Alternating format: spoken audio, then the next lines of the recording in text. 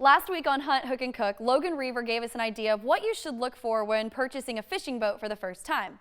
Once you have the boat, there's a lot of maintenance that goes with it. And you hear people say, don't get a boat, get a friend who has a boat because of all that maintenance. Well, this week's Hunt, Hook, and Cook may calm your anxiety about maintaining that new fishing boat. Our main man, R Squared, aka Robbie Rankin from Palmetto Boat Sales, says while you may think the most important part of having a fishing boat is going out and bragging to your friends about what you caught, it's important to remember what it takes to make sure you can keep going out time and time again, thanks to simple maintenance routines. Number one is flushing your engine out every time you use it. These are all raw water cooled engines, so if you're running in salt water, then it's going to it's going to need to be flushed out with fresh water after you get done. Rankin says with the newer motors, you want to get an initial service after the first 20 hours with your boat, and from there, it turns into a yearly maintenance check.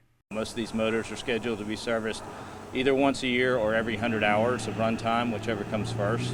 For most people, that ends up being like an annual service.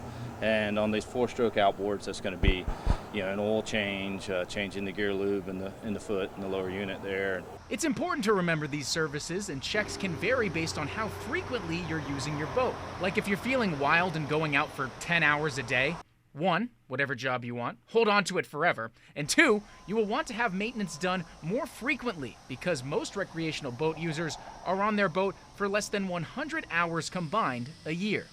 Every 2 years or 200 hours, you also add a water pump in there, which is your raw water impeller that pumps water through the motor to keep it cool. And then at 1,000 hours, they'll do a timing belt on these Yamahas. And of course, everybody wants to look good. Same goes for your boat. They may want to have it detailed and waxed and polished up. Some people enjoy doing that stuff themselves and some people don't. For this week's Hunt, Hook, and Cook, I'm Logan Reaver.